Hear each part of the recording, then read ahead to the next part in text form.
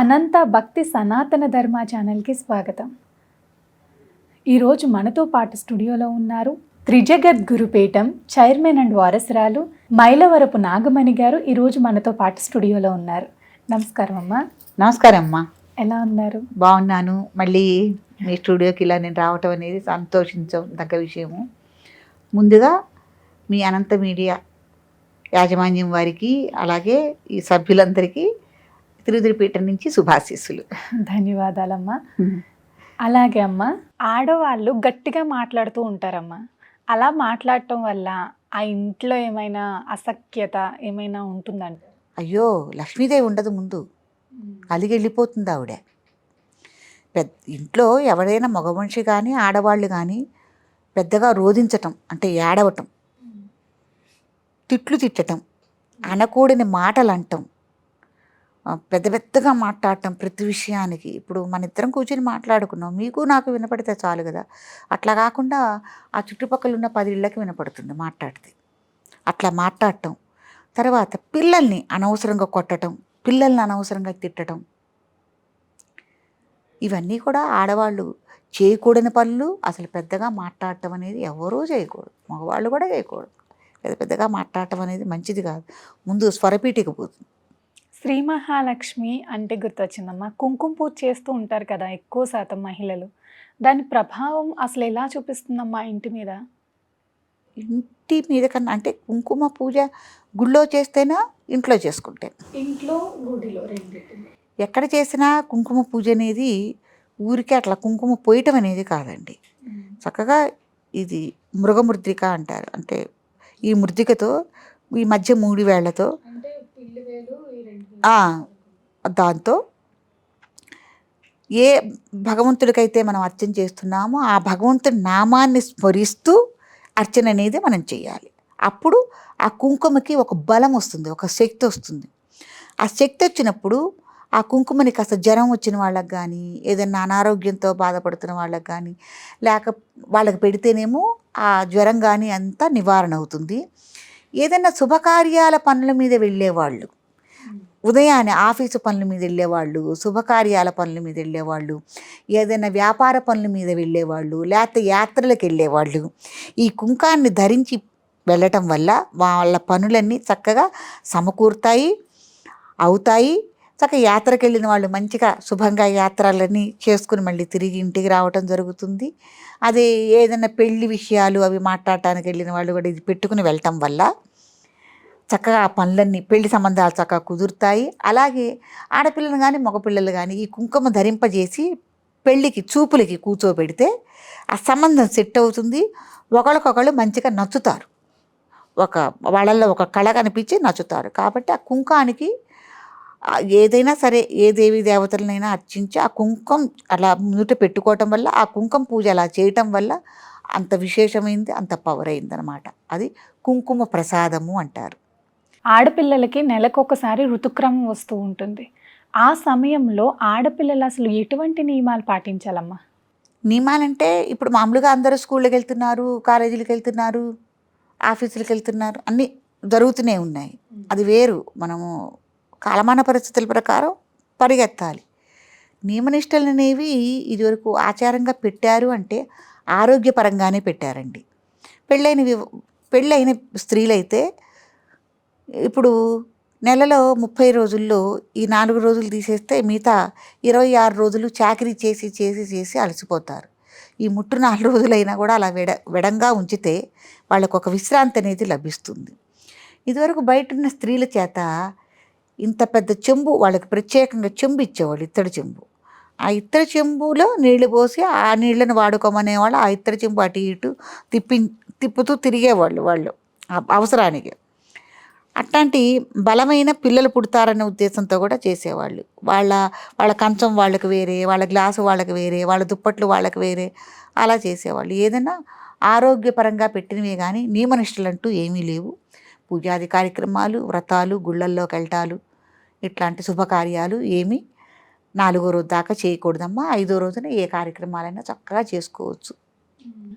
ఆడవాళ్ళకి విశ్రాంతినివ్వటం కోసం మన పెద్దలు పెట్టే నియమాలు అంటారు. నియమాలు ఈ పూజాది కార్యక్రమాలు కానీ ఏవిన్నా కూడా చేసుకోకుండా ఉంటానికి పెట్టిన నియమాలు, విశ్రాంతి లభిస్తుందని, కొన్ని ఆరోగ్యపరమైన సూచనలును, అదొకటిను.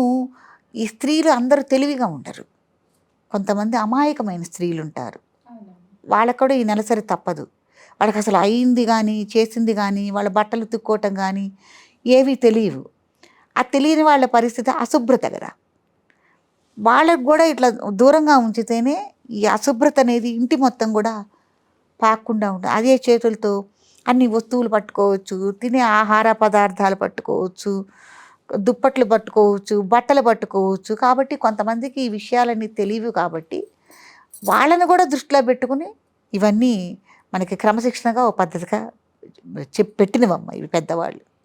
అమ్మ, గుమ్మం ముందు గడియారం పెడుతూ ఉంటారు కదా, అసలు అలా పెట్టొచ్చమ్మా? అంటే ఎదురుగా పెడుతూ ఉంటారు కదా గుమ్మం ఎదురు. అయ్యో, అసలు చాలా తప్పండి. గుమ్మం ముందు ఏదైనా దేవుడి ఫోటోలు పెట్టుకోవాలి కానీ గుమ్మం ముందు గడియారాలు పెట్టడాలు చేయటాలు చేయకూడదు. నిద్ర లేవగానే కూడా మనం గడియారం చూడకూడదు. అర్థమైందా? గడియారానికి ప్రత్యేకంగా ఈ దిశలోనే పెట్టాలి గడియారం అన్న ఒక ఇది కూడా ఉంది. అది అలారం కానీ ఏదన్నా కానీ, గడియారం అని గోడ గడియారం కానీ అలారం కానీ ఏదైనా ఈ దిశలోనే మనం పెట్టాలని. బీరువాకి కానీ గోడ గడియారానికి కానీ ఎంటర్టైన్మెంట్కి టీవీకి కూడా ఒక స్థానం అనేది ఉంది ఇంట్లో పెట్టుకోవటానికి. కాబట్టి ఇది ఎక్కడ పెడితే ఇదో అక్కడే గడియారం మనం పెట్టుకోవాలి కానీ ఎక్కడ పడితే అక్కడ పెట్టకూడదు. నిద్ర లేవగానే టైం అనేది కూడా చూడటం అంత మంచి పద్ధతి కాదు. ఎందుకంటే మనిషి జీవితం అయిపోతూ ఉంది కదమ్మా. మనకు ఒకరోజు గడిచింది కొద్దీ ఆయుర్దాయం అనేది తగ్గిపోతూ ఉంటుంది. ఒకవేళ మనం టైం చూసుకుంటే అంటారు మన టైము గడిచిపోయే టైం మనకు దగ్గరికి వస్తుంది, కాలం చేసే టైం దగ్గరికి వస్తుంది. కాబట్టి అదొక సూచన కూడా ఉంటుంది. కాబట్టి గడియారం అనేది ఇంటికి ఎదురుగుండా అసలు పెట్టకూడదు. ఇంటికి ఎదురుగుండా మనం పెట్టుకోవాల్సిన స్వామివారి ఫోటోనే పెట్టుకోవాలి. అది కూడా ప్రధాన గుమ్మానికి లోపల వైపు పెట్టాలి కానీ బయట పెట్టకూడదు. స్వామి లోపలికి రావాలి. చాలామంది మెయిన్ గుమ్మానికి బయట వైపు పెడతారు. అది కూడా చాలా తప్పమ్మ, అలా చేయకూడదు. ఎప్పుడైనా లోపల వైపే ఉండాలి, గడియారం అసలు పెట్టరాదు. పూజ గది శుభ్రంగా లేకుండా పూలు అవి వాడిపోయిన ఉంచుతూ ఉంటారు, పూజ చేసేటప్పుడే క్లీన్ చేస్తూ ఉంటారు కదమ్మా. అలా ఉన్నప్పుడు పూజ గది ఆ ఎఫెక్ట్ అనేది ఇంట్లో వాళ్ళ మీద కానీ ఇంటి మీద కానీ పడుతుందమ్మా? అయ్యో, ఇప్పుడు పూజ గది శుభ్రత అంటే పొద్దున కూడా చేసుకుంటాం, సాయంత్రం కూడా వీలుంటే శుభ్రం చేసుకుని దీపారాధన పెట్టుకోవాలి, అగరత్తులు వెలుగుకోవాలి, నైవేద్యం పెట్టుకోవాలి. మిగతా ఇల్లు కూడా శుభ్రంగానే ఉండాలి. ఇల్లు శుభ్రం లేకపోతే ఏమవుతుందంటే మెయిన్ యజమానురాలు ఎవరైతే ఉన్నారో వాళ్ళ మనసు గందరగోళంగా చికాకుగా ఉంటుంది. ఇల్లు శుభ్రత లేకపోతే ఇల్లు కూడా, ఇప్పుడు వాస్తు పురుషుడు కదా ఇల్లు. అవునమ్మా, వాస్తు పురుషుడు మరి ఇంటి మొత్తాన్ని ఆక్రమించుకుని ఆయన ఉన్నప్పుడు ఇల్లు శుభ్రత లేనప్పుడు ఏం జరుగుతుంది? చికాకు వస్తుంది. అది ఎవరి మీద చూపిస్తుంది? మెయిన్ యజమానురాలి మీద చూపిస్తుంది. కాబట్టి పూజ గదే కాదు, ఇల్లు మొత్తం కూడా శుభ్రంగా ఉంచుకోవాల్సిందే, తుడుచుకోవాల్సిందే. ముఖ్యంగా బూజు అనేది మటుకు ఎక్కడన్నా కడపడకుండా చేసుకోవటం అనేది మంచిది. మరి పూజ గది మాటకు వస్తే అమ్మ, ఈ పొద్దున పెట్టిన పూలు సాయంత్రానికి తీసేసి శుభ్రం చేసేసుకోవాలమ్మా పూజ గది? అక్కడ రేపు ఉదయం మళ్ళీ మీరు పూజ చేసుకునే టైంకే ముందు నిర్మాల్యం తీసుకోవాలి. నిర్మాల్యం తీసుకుని ఆ చేతులు కడుక్కుని యథావిధిగా దీపం చేసుకుని అప్పుడు పూజాది కార్యక్రమాలు మనం మొదలు పెట్టుకోవాలి. గది అంతా శుభ్రం చేసి నిర్మాల్యం చేసి గది శుభ్రం చేసుకుని పూజ గది శుభ్రం చేసుకుని దీపం పెట్టిన తర్వాతే పూజాది కార్యక్రమాలు అనేవి మనం నిర్వహించుకోవాలి. స్త్రీలు అనుష్ఠానం చేయొచ్చమ్మా? అయ్యో, తప్పకుండా అండి. అనుష్ఠానం అంటే ఏంటి? జపమే కదా. ఏదైనా సరే మీ ఇష్టదైవం కానీ కులదైవం కానీ వంశదైవం కానీ ఎవరైతే ఉన్నారో వాళ్ళని యథావిధిగా అనుష్ఠానం జపం చేసుకోవచ్చు. అనుష్ఠానం వేరు, జపం వేరు, మంత్ర వేరుగా. అనుష్ఠానం అంటే యథావిధి, జపం చేసుకోవటం అంటే ఏదో ఇష్టదైవాన్ని మనం కాసేపు రామరామ అని తలుచుకోవచ్చు, కృష్ణ అని తలుచుకోవచ్చు, వెంకటేశ్వర స్వామి తలుచుకోవచ్చు. తలుచుకోవటమే జపం. ఒకసారి తలుచుకున్నాం కాదు, 108 సార్లు 1000 సార్లు అలా తలుచుకోవటాన్ని అది జప సంఖ్యగా మనకు వస్తుంది. ఇవి ఏ సమయాల్లో చేయాలమ్మా అసలు? ఏదైనా ప్రాతకాలం చాలా మంచిదండి. ప్రాతకాలం అంటే 5 దగ్గర నుంచి 6 లేకపోతే 4:30 ఆ టైంలో చేసే జపానికి కానీ పూజకు కానీ దేనికైనా కూడా విశేష ఫలితాలు ఉంటాయి. ప్రాతకాలంలో చేసిన వాటికి విశేష ఫలితాలు ఉంటాయి. ఆ టైంలో చేసుకోవటం కరెక్ట్. సంధ్యా సమయానికి సంధ్యా సమయంలో కూడా అంతే. సంధ్యా సమయంలో కూడా సూర్యుడు అస్తమించిన తర్వాత కూర్చుని జపం చేసుకోవచ్చు. మనకి ఇప్పుడు వేదం నేర్చుకునే వాళ్ళు కానీ ఎవరైనా కూడా త్రికాల సంధ్యావందనం, త్రికాల హోమం అంటారు. త్రికాల హోమం చేసేవాళ్ళు అంటే ఉదయం సూర్యుడు ఉదయించకముందు, మధ్యాహ్న కాల వేళ, సాయంత్రం సూర్యుడు అస్తమించే వేళ త్రికాల సంధ్యావందనం, త్రికాల హోమాలు అని ఇదివరకు మన పెద్దలు ఈ ఆచరణ అంతా చేసేవాళ్ళు. మా గురువు గారు అదే. ఎర్ర శిఖ, చుట్టు శిఖ, అవునమ్మా, ఎర్రరాళ్ల కమ్మల జోడు, నిత్యాగ్నిహోత్రం అంటే అగ్నిహోత్రం అనే మండువా ఇళ్లలో మధ్యన ప్లేస్ ఉంటుంది. ఓ పక్కన మధ్య అంటే మరీ మధ్య కాకుండా ఓ పక్కన ఆగ్నేయంగా చూసుకొని అక్కడ అగ్నిహోత్రానికి ఒక హోమగుండం అనేది ఉంటుంది. దాంట్లో అగ్ని అనేది 24 గంటలు జీవితకాలం అట్లా వెలుగుతూనే ఉంటుంది. అది నిత్యాగ్నిహోత్రము అంటారు. దాంట్లో 3 కాలాలు మనకి హోమం చేస్తారు. త్రికాల హోమం, సంధ్యావందనం, 3 కాలాలు సంధ్యావందనం, గాయత్రి మంత్రం చెప్పుకుని సంధ్యావందనం చేయటం అనేది జరుగుతుంది. నమస్కారం అమ్మ. చాలా చక్కగా అంటే చాలా చాలా చక్కగా చెప్పారు. చూశారు కదండి, అమ్మ ఎంత చక్కగా అన్ని ప్రశ్నలకు వివరంగా సమాధానాలు చెప్పారు.